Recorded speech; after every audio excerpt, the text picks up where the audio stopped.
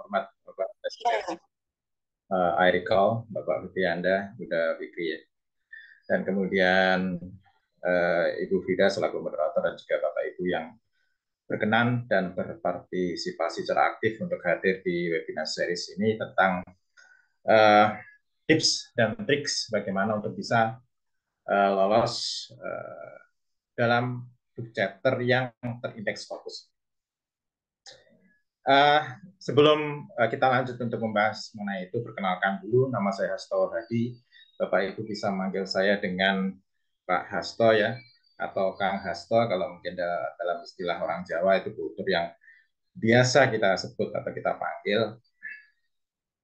Dan saya berafiliasi di STD Mauseri Jember dan juga sekarang saya juga aktif mengajar di salah satu kampus di Banyuwangi di Akademi Penerbang Indonesia Banyuwangi untuk mengajar tentang bahasa Inggris dunia penerbangan.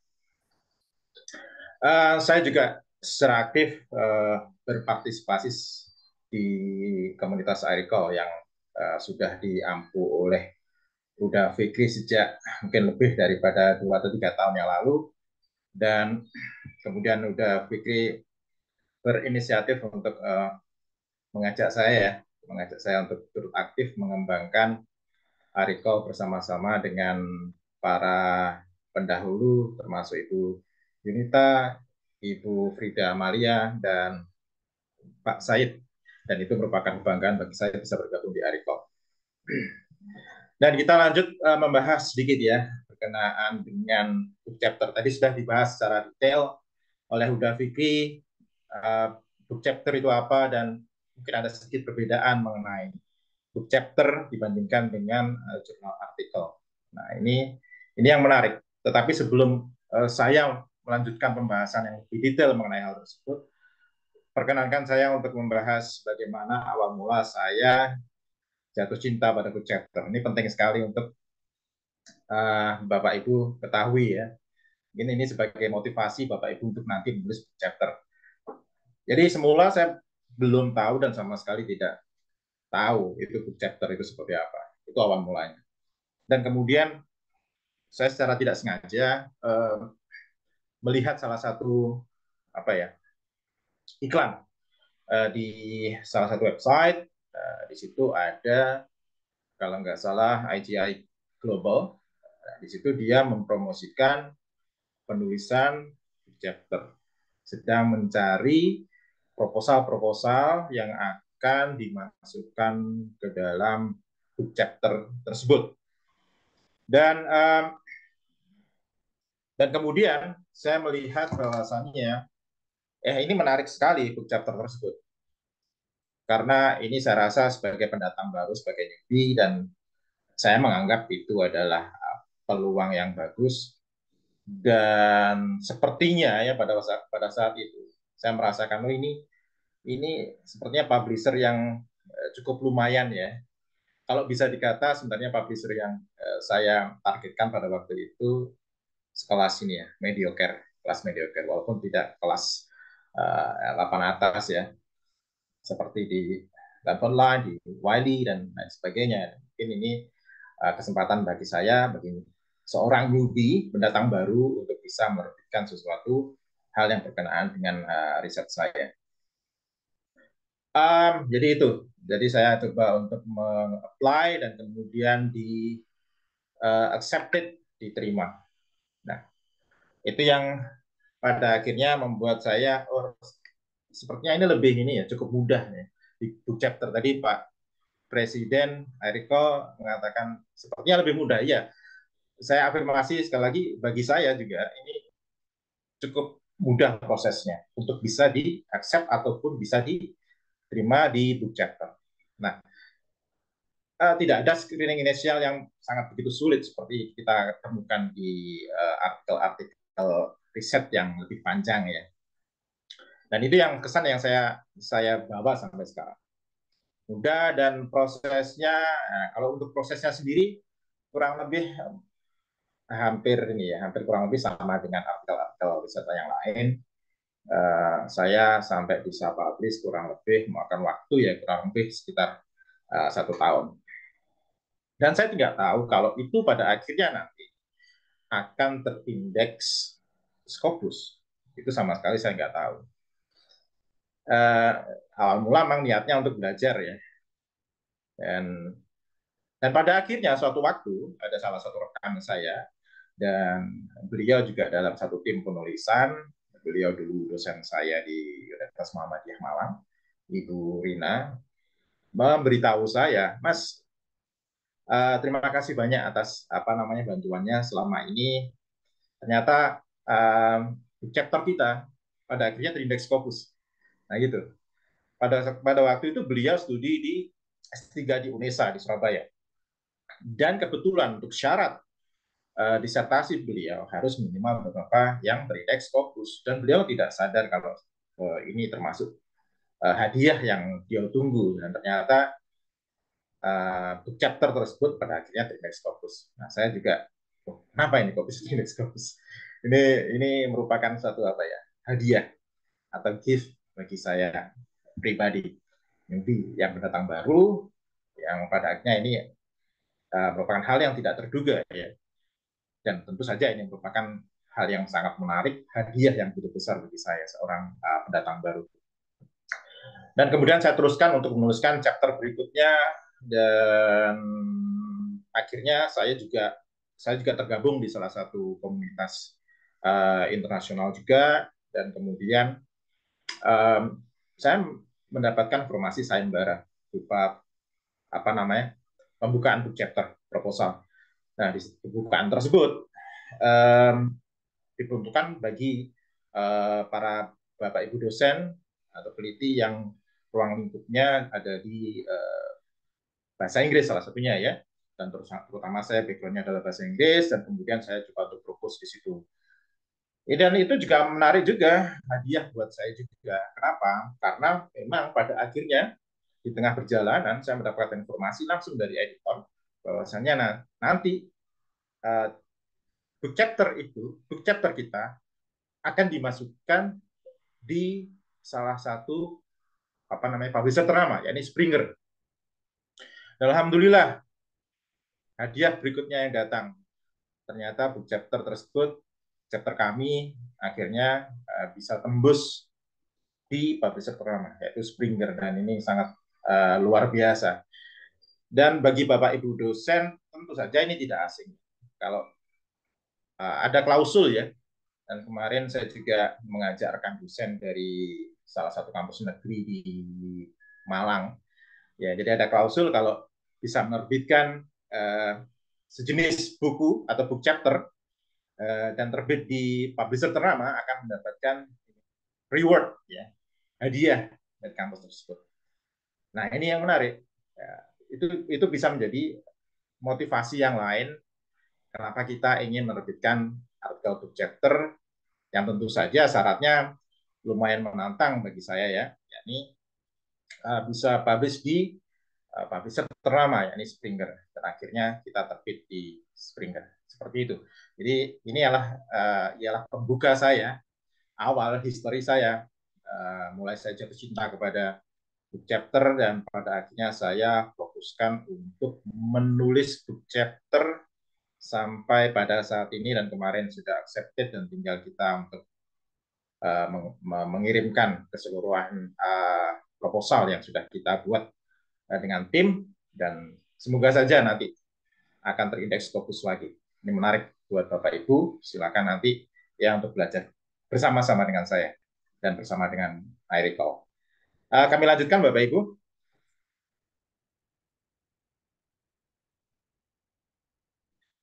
Ya, sekilas tadi Pak Fikri Anda membahas tentang perbedaan ya book chapter dengan artikel lain. Sebagaimana kita tahu, saya sendiri juga masih belajar tentang artikel-artikel lain. Saya pernah publish sekali di artikel panjang ya, namanya kita sebut di sini terkenal dengan artikel panjang, research article, dan kemudian saya juga pernah berhubungan dengan artikel book review, dan ternyata artikel book chapter ini ada keunikan tersendiri dibandingkan dengan dua artikel yang pernah saya interaksi, pernah saya komunikasi dengan kedua jenis artikel tersebut. Ada segi pandangan yang berbeda ya. Beberapa salah satu pakar mengutarakan bahwasannya book chapter itu merupakan salah satu riset artikel yang non empiris, non empirical research article. Ada yang mengatakan hal tersebut. Ini berkebalikan dengan riset artikel yang pada umumnya kita kenal, kita ketahui, ya. Seperti short article, seperti artikel panjang, kemudian ada apa namanya review artikel dan artikel-artikel yang lainnya.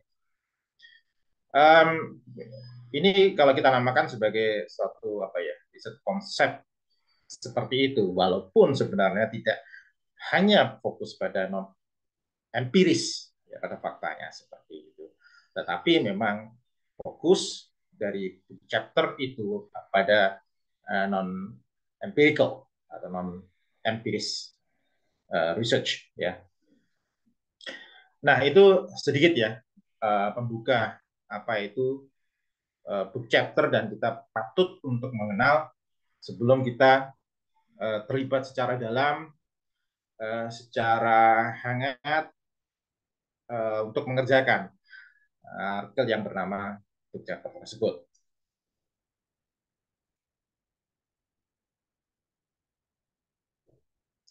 Ada beberapa poin yang saya sertakan di sini, Bapak Ibu, untuk tips and tricks ya, berkenaan dengan artikel book chapter, bagaimana kita harus memahami persyaratan-persyaratan, scope, jangkauan-jangkauan yang bisa kita target di situ. Kita harus mengenal itu semuanya ya, karena ini merupakan bagian yang penting sebelum kita terjun untuk menulis book chapter ya. Dan kemudian tentu poin kedua adalah engage dengan editor. Ini poin penting sekali, karena kalau saya pribadi, kalau berkenaan dengan riset artikel yang lain, itu biasanya tidak, ini bahasanya apa ya? Ini book chapter ini lebih apa? Friendly. Jadi editor ke penulis itu lebih friendly, lebih welcome, lebih sangat hangat seperti koleganya, seperti rekannya sendiri. Seperti itu bahasa yang saya gunakan ya. Ini cukup beda dengan artikel yang lain, yang mana kadang editor juga menyampaikan apa yang perlu dibenahi dari artikel yang sudah Anda propose, seperti itu. Kalau accepted ya, dan sebagainya. Biasanya dari para reviewer-reviewer itu. Nah, kalau ini lebih fokusnya kepada editor itu sendiri. Nah, editor itu juga memberikan masukan-masukan, pertanyaan-pertanyaan kepada para penulis untuk mengetahui bagaimana robustnya artikel yang kita atau chapter yang kita ajukan tersebut. Kuat enggak? Kalau kuat, alasannya apa dan lain sebagainya. Nanti juga akan saya terangkan lebih detail ya di bagian slide berikutnya ya. Kemudian berkenaan dengan timeline waktu pengerjaan. Di book chapter itu saya rasa lebih sistematis. Jadi ada tahapan 1, tahapan 2, tahapan 3. Apa yang kamu lakukan dalam tahapan 1 di sini? Di tahapan 2, apa progres yang kamu sudah berikan? Dan di tahapan 3 sebelum publish, ya. Apa yang perlu ini dibenahi supaya lebih perfect, seperti itu. Timeline-nya saya rasa lebih menarik di book chapter ini. Dan nanti saya akan memberikan historical point of view tentang pengalaman-pengalaman tersebut yang saya narasikan secara unik ya. Dan pertanyaan yang terakhir saya rasa lebih sangat menarik. Apakah ini gratis ya? Free? Berbayar enggak? Nah, ini pertanyaan-pertanyaan oleh penulis Indonesia yang lumrah, umum, dan patut untuk dipertanyakan. Ini kenapa? Karena pada umumnya ya termasuk saya sendiri ya, inginnya yang gratis-gratis bagi orang Indonesia itu. Kalau gratis itu, saya rasa itu merupakan salah satu motivasi untuk menulisnya. Kalau berbayar itu mungkin kita masih berpikir ulang berapa jumlahnya dan sebagainya, dan ini publishnya di jurnal seperti apa. masih memikirkan itu. Dan mudah ya. Itu nanti akan saya utarakan lebih lanjut. Ini mudah, sedang, atau ini sulit. Ini menarik untuk nanti kita bahas bersama-sama.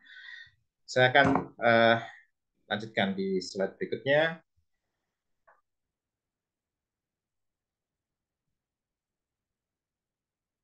Ya, ini IGI Global ini. Ini yang menarik saya pada waktu itu. Pertama sekali saya jatuh cinta pada book chapter. Dan book chapter yang saya propose, saya ajukan di sini berkenaan dengan handbook, ya, Handbook of Research on Revisioning and Reconstructing Higher Education After Global Crisis, ya. Nah, ini editornya adalah Prof.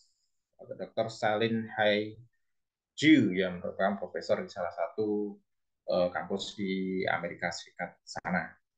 Nah, ini menarik.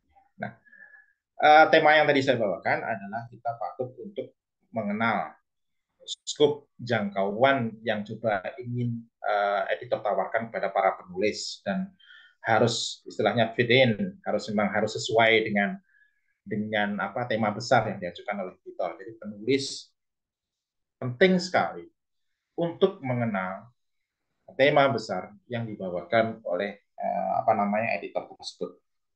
Jadi ini penting sekali ya. Dan di sini juga saya membawakan judul yang menarik ya. Jadi yang menarik setelah saya akan membahas satu lagi di sini. Nanti akan saya coba untuk paparkan kenapa kita perlu untuk memberikan judul yang menarik. Kedua, kemudian saya mengajukan di ini ya, combining modern communication methods with heritage education. Beliau merupakan salah satu dosen yang ada di atau profesor yang ada di daerah mana Balkan Eropa sana ya. Nggak salah di ini Hungaria beliau, Prof Basa. Ini Prof Basa ini kalau saya paparkan merupakan editor yang begitu hangat bagi saya. Beliau sering ini ya, saya sering korespondensi dengan beliau berkenaan dengan artikel yang saya ajukan ya. Ini sangat baik sekali itu ya. Nah, di combining modern communication method with heritage education ini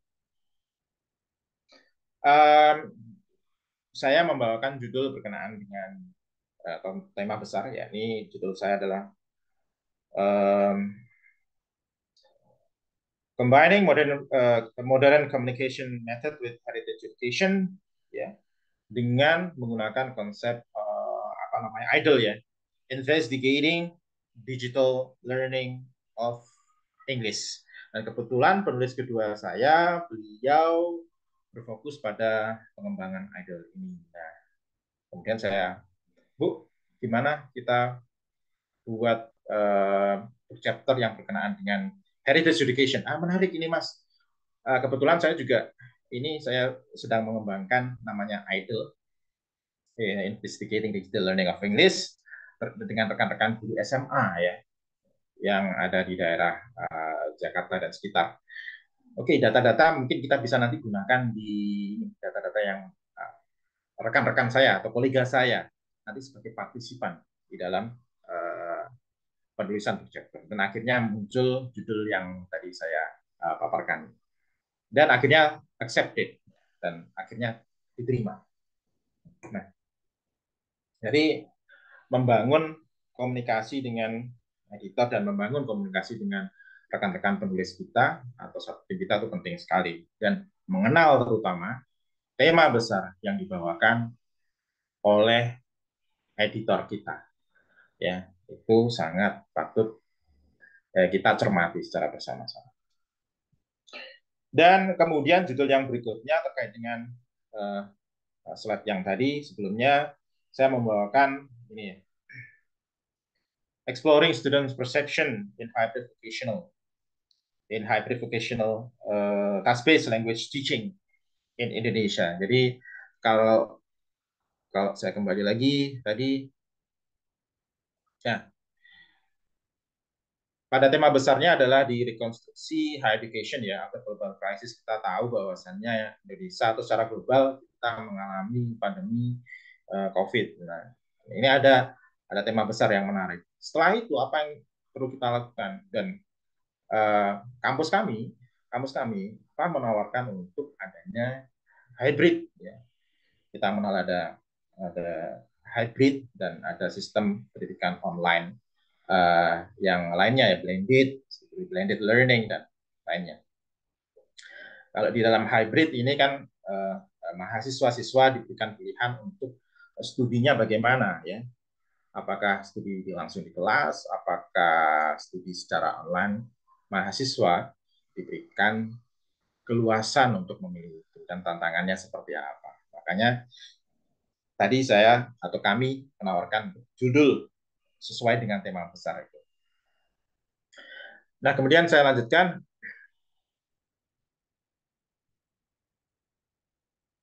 Nah, di layar ini Bapak Ibu bisa melihat saya coba berkorespondensi dengan Prof. Dr. Roy Chan ya, Roy Chan Lee, dan beliau salah satu dokter yang ada di Amerika Serikat dan kebetulan saya juga aktif di bawah ke komunitas apa beliau ya di Stars Network. Nah, informasi proposal berkenaan dengan adanya sayembara penerimaan book chapter ini itu saya terima dari komunitas tersebut. Ini saya tidak tahu bahwasanya itu nanti akan terpublish di Springer dan Scopus dan sebagainya. Saya tidak memikirkan itu pada waktu itu, saya tidak tahu.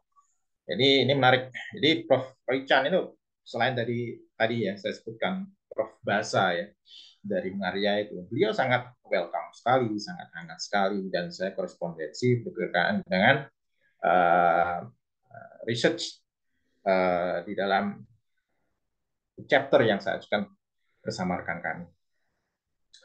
Nah, di sini pada akhirnya saya mengajukan kepada beliau kalau ini sudah saya submit ya, saya email beliau, saya sudah submit proposal kami, ini yang judulnya berkenaan dengan Exploring Faculty Members Perception Indonesia Higher Education on Hybrid Teaching from Transitivity Analysis, dari analisis transitivitas. Jadi mengeksplorasi Bapak Ibu dosen, pengajar, pendidik di lingkup perguruan tinggi mengenai implementasi hybrid teaching. Dan oke, okay, itu tadi ya mengenal skopnya dan requirements-nya. Hal-hal yang perlu kita perhatikan dari aspek teknis. Nah, menarik. Kalau kita ketahui riset artikel yang lain itu biasanya panjang artikel, panjang kata, jumlah kata secara keseluruhan itu kurang lebih sekitar 4.500 sampai dengan ya 6.000. Tetapi dalam book chapter ini kurang lebih Anda harus punya tulisan minimal sekitar 7.000 kata. Berarti ini apa? Banyak sekali. 7.000 kata itu banyak sekali. Dan ini harus diperhatikan karena kalau kita tidak tahu persyaratan ini, jumlah kata berapa, ini kita akan kesulitan nanti di awal perjalanan kita akan terengah-engah. Nah, untungnya kalau kita sudah mengenal ini ya, persyaratan-persyaratan sebanyak 7.000 kata minimal, kurang lebih seperti itu. Dan passion saya itu di bidang salah satunya di naratif inquiry ya, dari cerita. Nah, kalau orang cerita ini menarik. Itu saya rasa kalau ditampung dalam tulisan itu jumlahnya akan banyak. Saya berasumsi kalau namanya cerita kalau dan dituliskan itu saya rasa jumlahnya akan banyak dan bisa memenuhi target untuk mencapai 7.000 kata. Nah, ini perlu untuk diperhatikan Bapak Ibu. Ini cukup banyak. Kalau kita terbiasa untuk menulis book review itu biasanya sekitar kurang dari 1.000 atau 1.000 lebih sedikit. Kemudian artikel panjang biasanya 4.000 sekian sampai 6.000 atau bisa lebih ya, tergantung. Book chapter biasanya rata-rata sekitar 7.000 kata. untuk minimal jumlah kata secara keseluruhan.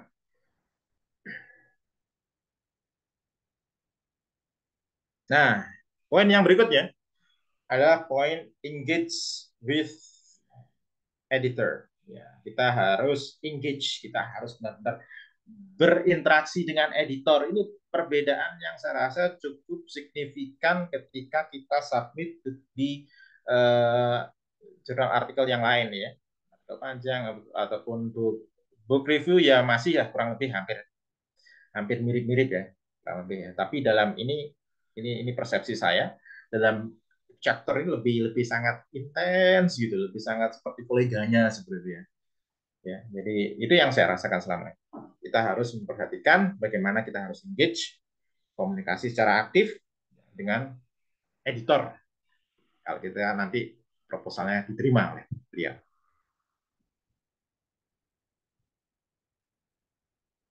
Nah, ini jadi Dokter Dia Bahasa itu menceritakan melalui bahasa-bahasa yang saya rasa cukup hangat. Dia menyampaikan ya,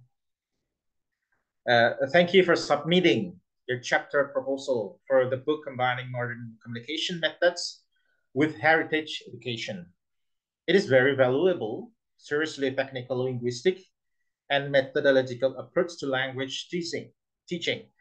Consequently, my problem is that is the relation and in relation to heritage education.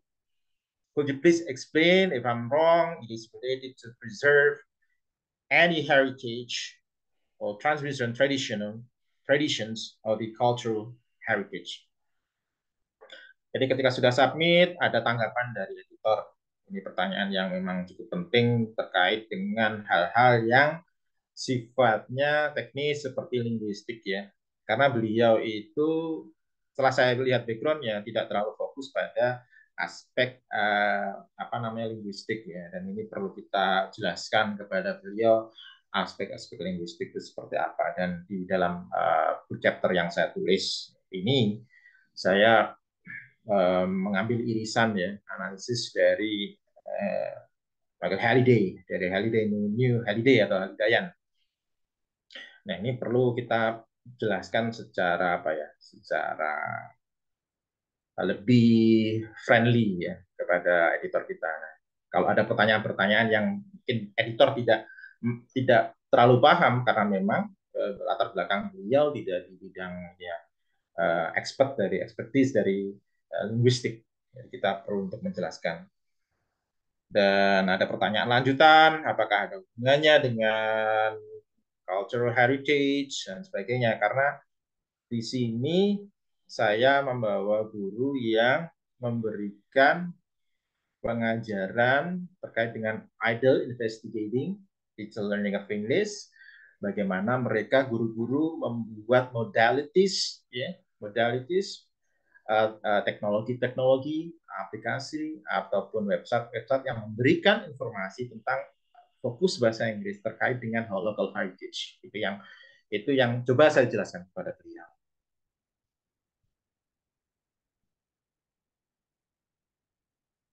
Nah, dan akhirnya setelah saya berkoordinasi dengan rekan-rekan penulis satu tim,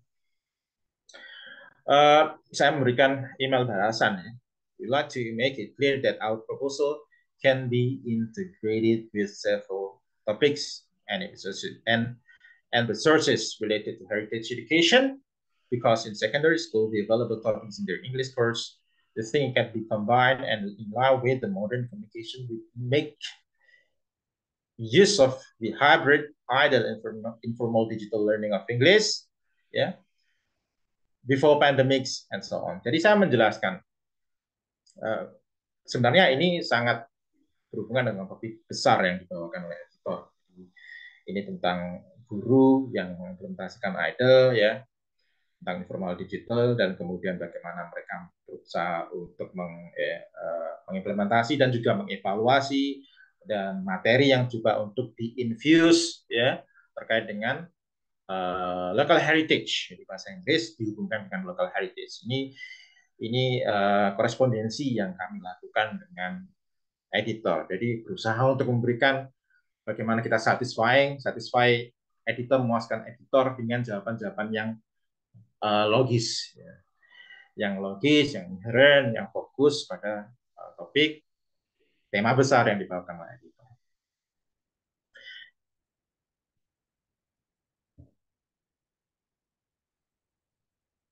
Nah, ini dia. Akhirnya yang saya tunggu ya. Akhirnya yang saya tunggu. Dan ada balasan dari Prof. Bahasa. Beliau kemudian respon dengan seperti ini. Thank you for your kind and appropriate response. Strongly emphasizing the aspects you have mentioned there. Your proposal could be an interesting and special chapter of the book. Beliau merasa diyakinkan dari balasan yang kami lakukan korespondensi sebelumnya, balasannya memang chapter yang kami ajukan sesuai dengan tema besar yang dibawakan oleh editor, dan ide-idenya, penyampaiannya masuk akal, ya, make sense. Nah, ini cara-cara untuk bagaimana kita menulis dan memberikan alasan-alasan kepada editor secara logis, secara komprehensif, ya, secara holistik dan secara jelas, itu patut kita pelajari, ya, dan coba kita implementasikan dalam prakteknya.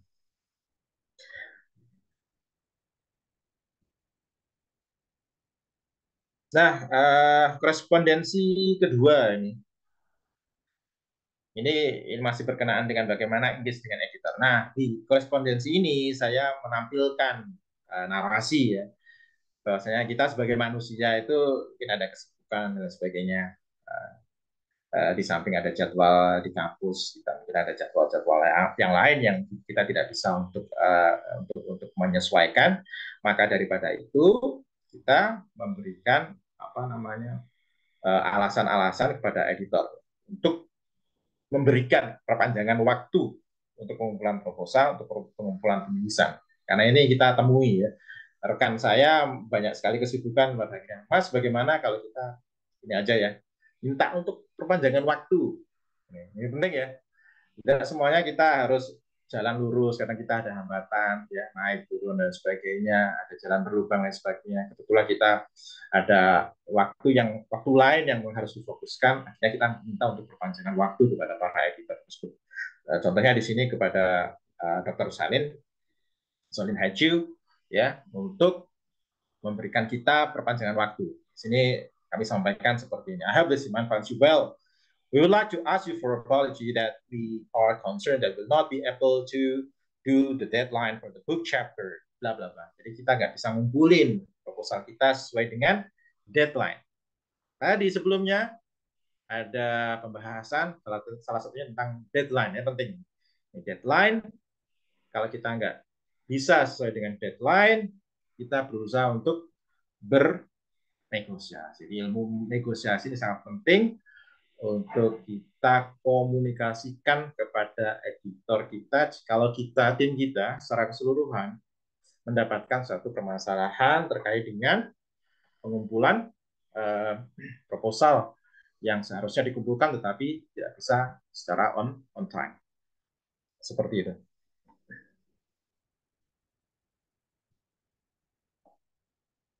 Nah, alhamdulillah kemudian direspon dengan sangat baik oleh beliau. Hello, Hadi, thank you for email. If you and your team could please get a chapter by the end of August, that will work. Quite a few other team are experiencing similar challenges. Ternyata bukan tim saya saja yang mendapatkan hambatan, ya, terkait dengan deadline, tetapi tim-tim yang lain sebenarnya beliau paparkan di sini konteksnya adalah mengalami kendala serupa dengan apa yang kami rasakan pada waktu itu. Jadi ini negosiasi dan komunikasi secara efektif kepada editor sangat perlu.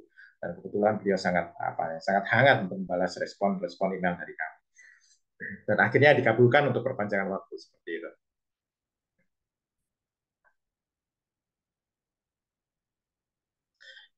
Nah, oke, engage dengan editor akan coba saya perluas lagi broader perspektif yang lain. Nah, ini yang menarik. Kalau chapter ini fokus fokusnya itu lebih besar pada editor ya, ketimbang apa namanya reviewer. Sebenarnya di book chapter itu ada external reviewer untuk membantu editor. Ya, sebenarnya ada seperti itu. Tapi sepengalaman saya fokus besarnya mereka lebih kepada editor. Mungkin mungkin ini external reviewernya ini membantu untuk ya coba untuk menambahkan poin-poin yang sebagai ajukan oleh editor ya. Tapi ada editor yang benar-benar mereka berusaha untuk memberikan full service sebagai seorang reviewer juga, memberikan masukan, dan ini penting sekali. Nah, di layar yang saya tampilkan sekarang ini, di sini ada masukan dari editor saya. Ini yang publish kalau nggak salah di Springer, ya, di Springer ini, oleh Dr. Prof. Roy Chan. I hope that is well this month. Below all the comments and feedbacks from the reviewer when you have the time, that means next week, you can respond to those changes or revision. Thanks, Hastowa. Ada pertanyaan terkait dengan, do you think that the title accurately reflects the content? Do you have any suggestions for alternative titles? Ya, jadi ya memang fokusnya pengalaman saya fokus untuk umpan balik, biasanya editor yang berikan. Tetapi ada editor yang meminta bantuan kepada reviewer untuk, sekali lagi ya, untuk membantu editor untuk memberikan masukan, feedback, pertanyaan kepada para penulisnya atau authors. Seperti itu ya. Jadi ada pertanyaan dan kita memang harus cara tanggap cepat untuk merespon pertanyaan-pertanyaan. Nah, kebetulan pertanyaan ini, apakah judulmu itu memang kalau ada alternatif atau revisi bagaimana? Dan kemudian kita ada revisi sedikit ya terkait dengan judul dan kemudian terkait dengan apa namanya konten. Segera kita tanggap. Karena apa? Karena book chapter itu sekali lagi salah satu aspeknya timeline. Kalau kita nggak fokus beneran satu tim itu, kalau dikatakan nggak mampu untuk merespon secara cepat untuk perbaikan, lebih baik kita email beliau ya, email editor, kita mengalami hambatan ya. Seperti tadi yang saya sertakan di file atau di slide yang sebelumnya tadi.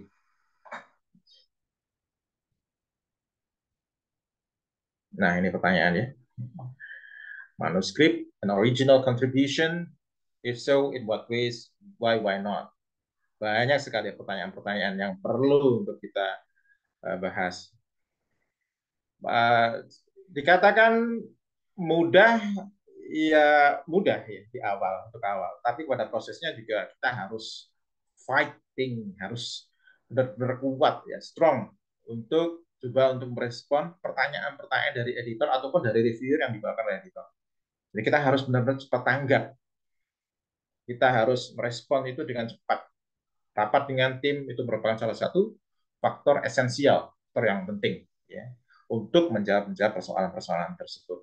Ini tantangan. Di awal mudah, di pertengahan mulai ini sudah, bahasa Jawanya itu sudah kehabisan nafas, ngos-ngosan ya, ngos-ngosan seperti itu ya. Itu lumrah ya. Dan ini menariknya juga, ternyata tantangannya cukup cukup berat, tetapi ini sangat bagus sebagai vitamin, sebagai jamu buat tim kita atau saya secara pribadi untuk kita lebih aware sebagai seorang peneliti, sebagai seorang penulis, bagaimana menulis suatu paper, suatu chapter yang benar-benar sangat tersistematis, logis, dan dengan kaidah-kaidah riset yang berlaku seperti itu. Ini yang menginggit kita.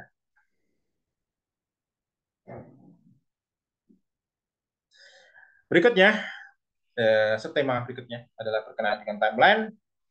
Penting sekali di book chapter tersebut, karena book chapter yang saya ketahui di ini ya, selama saya berkecimpung di IGI Global, itu dia memaparkan timeline atau waktu untuk kamu bisa mengerjakan keseluruhan chapter Anda dan selesai pada waktunya.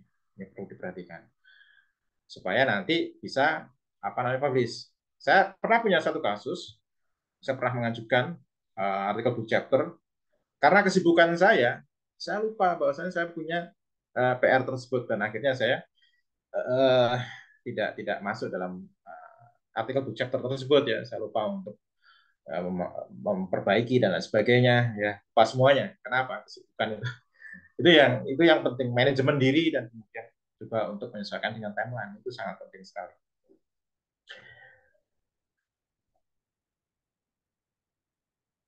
Nah, ini kalau nggak salah merupakan informasi yang saya terima bukan dari IGI Global, tapi dari komunitas saya tadi, Prof. Atau Dr. Roy Chan, yang berkenaan dengan timeline pengerjaan dari chapter tersebut, ya. Mulai dari full chapter itu harus sudah tersedia pada ini 1 Agustus 2022, ada reviewer assign sampai dengan chapter to publish pada bulan Desember. Jadi sebelum apa namanya, timeline sebelum dimasukkan di Springer itu sebenarnya sebelumnya sudah ada proses review yang dilakukan oleh editor saya, Dr. Roy Chen, ya, dari awal. Dan kalau saya lihat timelinenya dari proses refleksi itu memakan kurang lebih ada 1 tahun kalau nggak salah sampai dengan publish itu, panjang, cukup panjang, ya cukup panjang. Bahkan artikel chapter yang lain di global juga memakan waktu kurang lebih 1 tahun. Jadi waktu ini yang lebih ini menantang. Kalau di book review ada yang lebih cepat, ya seperti itu, ya Pak Presiden. Udah Fikri, ada yang lebih cepat berapa bulan itu biasanya sudah tergantung juga, ya, ada yang sudah publish. Book chapter yang saya temui yang sudah pernah kami kerjakan itu makan kurang waktu selama 1 tahun kurang lebih, cukup panjang, ya, perjalanan cukup panjang.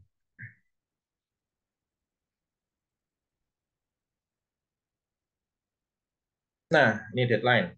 Ini di ICI Global itu ada fase 1, ada fase 2, dan kemudian ada fase 3 yang mulai dari informasi pembukaan sayembara chapter, penerimaan proposal, ya, kemudian progresnya, serta full chapter submissionnya, ada tanggal-tanggalnya di situ, dan ada bulannya secara jelas beserta tahunnya.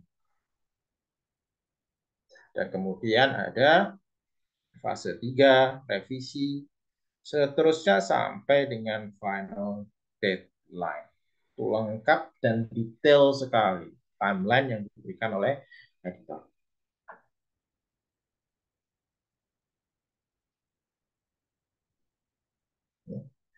Di chapter saya yang lainnya juga seperti itu, sama. Ada fase 1, ada fase 2, sama. Ada penerimaan proposal, dan kemudian apakah proposal kita diterima atau dengan persyaratan harus revisi dan sebagainya, sampai fase 2. Dan fase 2 kita harus lebih komunikasi sama editor kita dan revisi-revisi yang diberikan. Ini fase-fase tahapan yang perlu kita cermati, kita fokuskan untuk pengerjaan chapter kita supaya publish. Dan ini penting sekali, timeline ini kita share kepada rekan satu tim kita. Ya. Sekali lagi, timeline ini jangan disembunyikan. Timeline ini penting sekali untuk kita share jika kita punya tim, punya grup.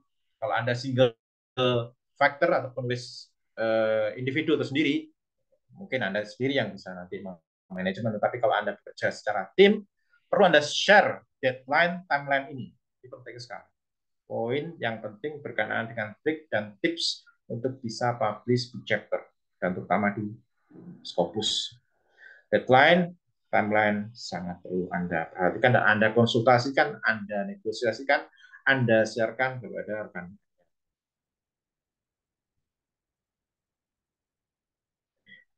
Nah, tahapan terakhir, historical point of view dari proses perjalanan saya menulis book chapter, ya. Mulai dari awal sampai dengan akhir. Ini saya buat dalam satu narasi. Ada gambar berupa air terjun, ya. Ini menarik. Perjalanan awal mungkin tidak terasa ini, ya. Bayangan kita akan cukup mudah. Pada pertengahan sudah jalannya berliku untuk bisa sampai ke tujuan di air terjun ini, di waterfall ini. Hutan, pegunungan, trek yang naik turun dan sebagainya itu digambarkan sebagai proses usaha atau effort kita untuk bisa publish chapter. Dan pada akhirnya apa? Pemandangan waterfall, pemandangan air terjun, hadiah bisa publish book chapter, dan sekaligus kalau bisa publish di jurnal yang bereputasi ya, dan juga bisa publish atau terindeks di Scopus. Ini hadiah yang sangat luar biasa. I started writing his book chapter without directing on how to write, and respond to correspondence with the editor just to timeline and collaborate with my group mates. Very essential, important to pay attention to this because it is essential for the successful publication of book chapter. Significantly outweigh the price and the publication indexing by Scopus. Ini saya menulis book chapter ini tanpa ada panduan sama sekali pada awal mula saya menulis book chapter. Tanpa ada yang memandu saya, mengarahkan saya. Ya. Dan bagaimana korespondensi dengan para editor, menyesuaikan dengan timeline dan berkolaborasi dan bekerja sama dengan rekan satu grup, itu saya gambarkan sebagai proses untuk bisa menuju ke waterfall ini. Ya, atau pemandangan yang kita tunggu-tunggu. Sangat penting sekali bagi saya untuk bisa menerbitkan artikel book chapter. Dan secara signifikan, saya menunggu-nunggu hadiah yang memang kami sangat nanti-nantikan. Yaitu apa? Yaitu berindeks Scopus. Demikian informasi yang bisa saya berikan selaku pembicara di kesempatan ini mengenai trik dan tips bagaimana bisa publish book chapter di dan terindeks Scopus. Ini penting sekali. Dan bagian terakhir adalah is it free?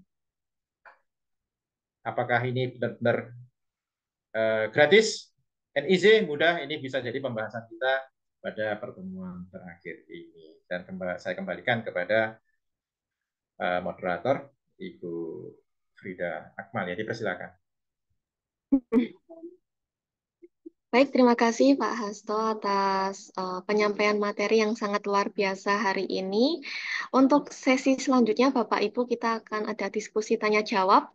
Jika Bapak Ibu ada yang ingin ditanyakan, kami persilahkan bisa secara langsung atau jika terkendala sinyal bisa via chat Zoom. Oke, silahkan Bapak Ibu jika ada pertanyaan bisa disampaikan.